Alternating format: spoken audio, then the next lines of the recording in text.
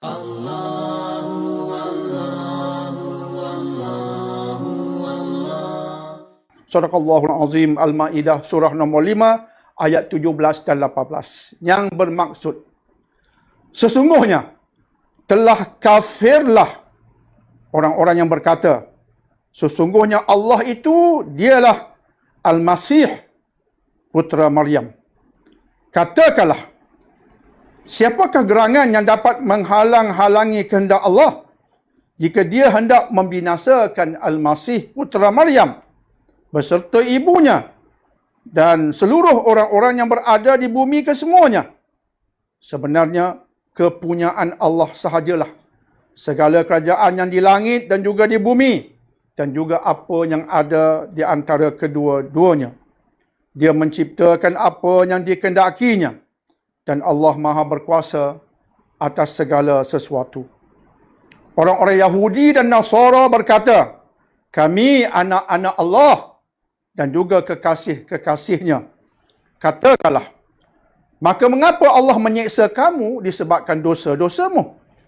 Kamu bukan anak-anak Allah, bukan kekasih Allah. Tetapi kamu adalah manusia biasa di kalangan orang-orang yang diciptakannya. Dia mengampuni sesiapa yang dikehendakinya dan dia Allah mengazab sesiapa yang dikehendakinya dan kepunyaan Allah sahajalah segala kerajaan termasuk antara kedua-duanya. Bagi Allah sahajalah segala kerajaan yang di langit dan juga yang di bumi dan juga antara kedua-duanya, dan kepada Allah sahajalah kembali segala sesuatu. Itulah Al-Maidah ayat 17 dan 18. Tuan-tuan dan puan yang dihormati lagi dimuliakan. Pada minggu lepas kita bicarakan antaranya ayat-ayat tentang ahli kitab yang telah menyembunyikan kebenaran-kebenaran yang disampaikan kepada mereka. Dan antara aspek yang kita fokus pada minggu lepas ialah tentang bagaimana mereka menyembunyikan kebenaran berkaitan kedatangan Nabi Muhammad SAW di akhir zaman. Baginda Rasul akhir zaman telah Allah sebutkan dalam kitab-kitab terdahulu. Dan telah saya fokus kepada surah Al-A'raf ayat 157. Bagaimana Allah mengatakan bahawa Rasul Nabi Ummi ini allazi yajidunahu maktuban indahum. Cerita tentang Nabi Ummi, Nabi kita SAW, maktuban indahum. Telah tercatat penceritaan tentang baginda indahum di sisi mereka. Fit Taurati wal Injil, dalam kitab Taurah dan Injil. Ada dalam kitab-kitab terdahulu, tapi mereka sembunyikannya. Dan kemudian kesan daripada ayat Allah itu, ada ulama yang mengkaji kitab-kitab terdahulu untuk mengorek keluar kenyataan-kenyataan daripada kitab-kitab itu tentang kedatangan Nabi Muhammad SAW. Antara ulama yang melakukannya ialah Imam Qurtubi, Imam Ibn Hazmin dan sebagainya. Dan pada abad ke-20 ada seorang ulama dari India, iaitu Syekh Rahmatullah, yang telah mengkaji Injil, telah berbincang dengan padri-padri dan kemudian telah menulis sebuah buku yang bernama Izharul Haq.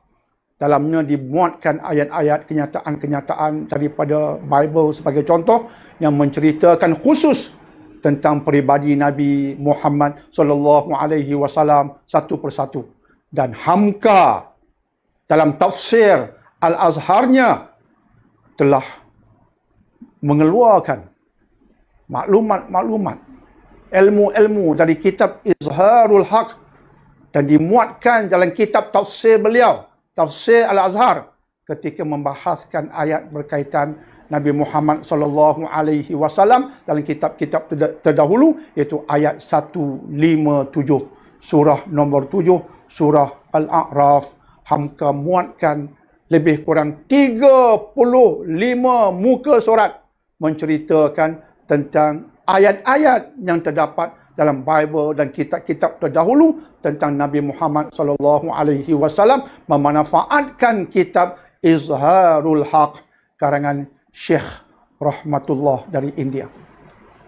Sekaligus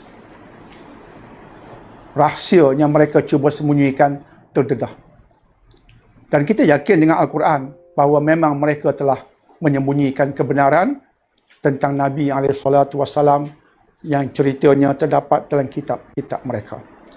Ilmu ini saya ceritakan supaya kita tahu, kita keluar daripada kegelapan kepada petunjuk dan kita dapat hidayah daripada Allah berdasarkan Al-Quran.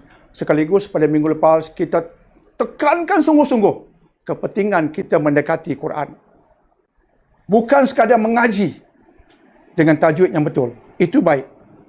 Tapi bukan sekadar itu. Bukan sekadar berteranum. Itu baik. Tapi bukan sekadar itu. Untuk anak-anak tahfiz, bukan sekadar hafaz. Itu baik. Tapi bukan sekadar hafaz.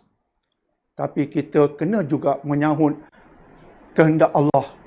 Contohnya berdasarkan surah Shad, surah nombor 38, ayat nombor 29. Apa kata Allah dalam ayat itu? Allah berfirman, Kitabun anzalnahu ilaika mubarak. Ini sebuah kitab yang kami Allah turunkan kepadamu ya Muhammad. Mubarak, penuh berkat. Liyadabbaru ayati. Sampai ke hujung ayat. Agar mereka tadabbur ayat-ayatnya. Ini yang kurang di Malaysia. Agak koreng di Malaysia. Ini dia. Tadabbur. Baca dengan tajwid, Masya Allah. Bersemarak, Masya Allah. Taranum, Masya Allah. Tahfiz, banyak. Seperti cendawan di Malaysia. Syukur. Tapi tadabbur koreng. Tadabbur korang. Sebab itulah kita tekankan minggu lepas tentang kepentingan kita mendekati Quran. Apatah lagi untuk memahami formula-formula Allah daripada Al-Quran.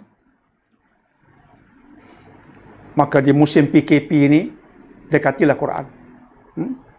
InsyaAllah dapatkan tafsir Al-Azhar oleh Hamka, supaya apa yang kita baca, kita faham maksud dan tafsirannya, kemudian kita boleh aplikasi insyaAllah. Jangan lupa ungkapan yang sering Dr. Daniel sebut dalam kelas tafsir beliau, iaitu kembalilah kepada Al-Quran dan juga As-Sunnah dengan ingat tambahan tu penting.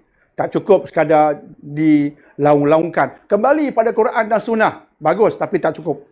Di sini tak cukup. Kita laungkan tambahan. Kembalilah kepada Al-Quran dan juga As-Sunnah dengan menggunakan metodologi yang betul. Sebab itu kitab tafsir penting. Sebab ia bicarakan ayat mengikut metodologi yang betul. InsyaAllah. Tuan-tuan dan puan-puan dihormati lagi dimuliakan, kita masuk pada ayat tadi. Pertama Allah menegaskan laqad kafara, telah kafir. Bukan orang Islam lah pastinya. Kafir. Out terus. Telah kafir orang-orang yang berkata Allah dialah Al-Masih anak Maryam. Jadi kenyataan ini bermaksud telah kafir orang yang mengatakan Nabi Isa AS yang merupakan putera Maryam. Allah berkati Maryam. Telah kafir orang yang mengatakan Nabi Isa, Jesus, putera Maryam, Tuhan.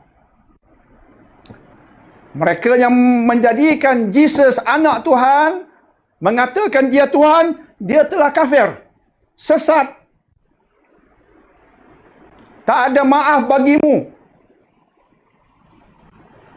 Di dunia sekarang ada satu aliran pluralisme dalam beragama yang mengatakan semua agama ni sama. Tak boleh mana-mana agama mendakwa dia terbaik, tak boleh. Semua all are the same. Cuma perinciannya ada sedikit perbezaan.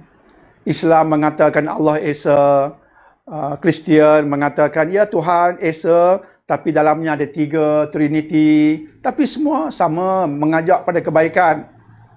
Berdasarkan ayat ini, kita dalam Islam mengatakan no. Kita tolak pluralisme dalam beragama. No way. Agama Islam dengan agama lain tak sama. Tegas kita dalam bab itu. Contoh berpandukan ayat ini.